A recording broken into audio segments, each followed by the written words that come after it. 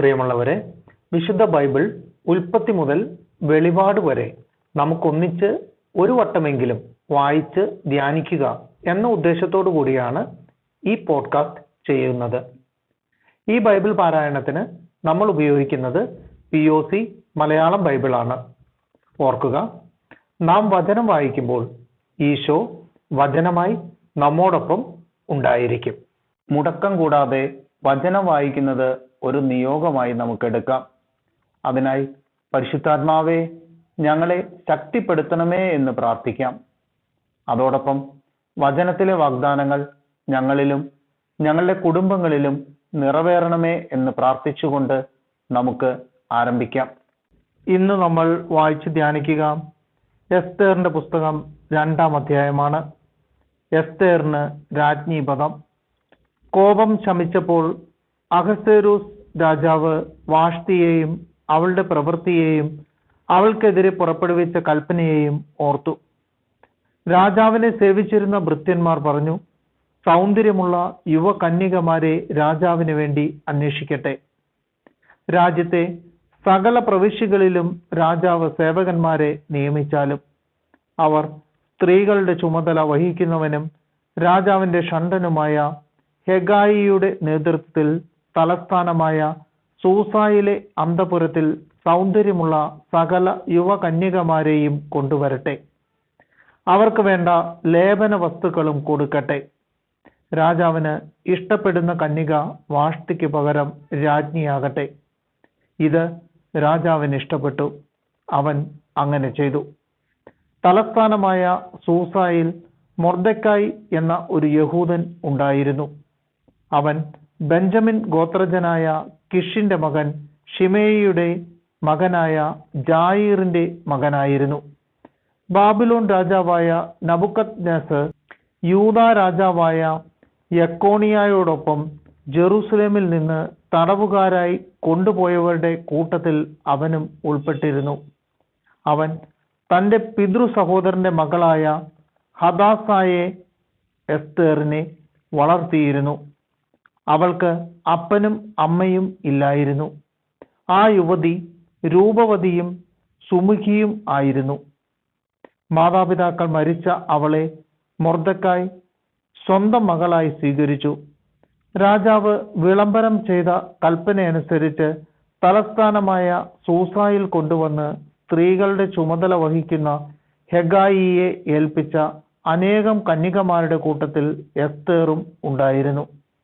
അവളെ അവന് ഇഷ്ടപ്പെടുകയും അവൾ അവന്റെ പ്രീതി നേടുകയും ചെയ്തു. അവൻ അവൾക്കാവശ്യമായ സുഗന്ധ തൈലങ്ങളും ഭക്ഷണവും രാജകൊട്ടാരത്തിൽ നിന്ന് തെരഞ്ഞെടുത്ത 7 തോഴിമാരെയും കൊടുത്തു. അവൾക്കും തോഴിമാർക്കും അന്തപുരത്തിലെ ഏറ്റവും നല്ല സ്ഥലം നൽകി. തന്റെ വംശമോ കുലമോ എസ്തേർ ആർക്കും വെളിപ്പെടുത്തിയില്ല. അത് ആരോടും പറയരുതെന്ന് മൊർദെക്കായി അവളോട് കൽപ്പിച്ചിരുന്നു. എസ്തേറിന് സുഖമാണോ എന്നറിയാൻ മൊർദെക്കായി ദിവസവും അന്തപുരത്തിന്റെ മുൻവശത്തുകൂടെ നടക്കുമായിരുന്നു. യുവതികളുടെ സൗന്ദര്യവർദ്ധനത്തിന് 6 മാസം മീറ തൈലവും 6 മാസം സുഗന്ധദ്രവ്യങ്ങളും ലേപനങ്ങളും കൊണ്ടുള്ള പരിചരണ പരിപാടി നിശ്ചയിച്ചിരുന്നു. ഈ 12 മാസം കഴിഞ്ഞ് ഓരോ യുവതിയെയും തവണയനുസരിച്ച് അഹസ്വേരോസ് രാജാവിന്റെ അടുത്തേക്ക് ചെന്നു. ഓരോ യുവതിയും രാജസന്നിധിയിലേക്ക് പോകുമ്പോൾ താൻ ആഗ്രഹിക്കുന്നതെന്തും അന്തപുരത്തിൽ നിന്ന് രാജകൊട്ടാരത്തിലേക്ക് കൊണ്ടുപോകാൻ അനുവദിച്ചിരുന്നു. സന്ധ്യയ്ക്ക് അവൾ പോയിട്ട് രാവിലെ ഉപനാരികളുടെ മേൽ വിചാരകനും രാജാവിന്റെ ഷണ്ഡനുമായ ഷാഷ്ഗസിന്റെ കീഴിലുള്ള അന്തപുരത്തിലേക്ക് മടങ്ങും. രാജാവിന് അവളിൽ പ്രീതി തോന്നുകയും അവളെ പേരുചൊല്ലി വിളിക്കുകയും ചെയ്തില്ലെങ്കിൽ അവൾ വീണ്ടും രാജസന്നിധിയിൽ പോവുകയില്ല. മൊർദെക്കായുടെ പിതൃവ്യനായ അബിഹായേലിന്റെ മകളും അവൻ മകളായി ദത്തെടുത്തവളുമായ എസ്തേർ രാജസന്നിധിയിൽ ചെല്ലാനുള്ള തവണ വന്നപ്പോൾ രാജസ്ത്രീകളുടെ ചുമതലക്കാരനും രാജാവിന്റെ ഷണ്ഡനുമായ ഹെഗായി നിർദ്ദേശിച്ചവയല്ലാതെ മറ്റൊന്നും ആവശ്യപ്പെട്ടില്ല. കാണുന്നവരുടെ എല്ലാം പ്രീതി എസ്തേർ നേടിയിരുന്നു. രാജാവിന്റെ 7-ാം ഭരണവർഷം 10-ാം മാസം, അതായത് തെബേത്ത് മാസം കൊട്ടാരത്തിൽ അഹസ്വേരോസ് രാജാവിന്റെ അടുത്തേക്ക് എസ്തേറിനെ കൊണ്ടുപോയി. രാജാവ് മറ്റെല്ലാ സ്ത്രീകളെയുംകാൾ കൂടുതൽ എസ്തേറിനെ സ്നേഹിച്ചു. അവന്റെ മുൻപിൽ സകല കന്യകമാരെയുംകാൾ അധികം അവൾ പ്രീതിയും ആനുകൂല്യവും നേടി. തന്മൂലം അവൻ രാജകീയ കിരീടം അവളുടെ തലയിൽ വെച്ച് അവളെ വാഷ്ടിക്ക് പകരം രാജ്ഞിയാക്കി. അനന്തരം രാജാവ് എസ്തേറിന്റെ പേരിൽ തന്റെ എല്ലാ പ്രഭുക്കന്മാർക്കും സേവകന്മാർക്കും ഒരു വലിയ വിരുന്ന് നൽകി. അവൻ പ്രവിശ്യകളുടെ നികുതികളിൽ ഇളവ് വരുത്തി. തന്റെ രാജകീയ ഔദാര്യത്തിനൊത്തവിധം സമ്മാനങ്ങൾ കൊടുക്കുകയും ചെയ്തു.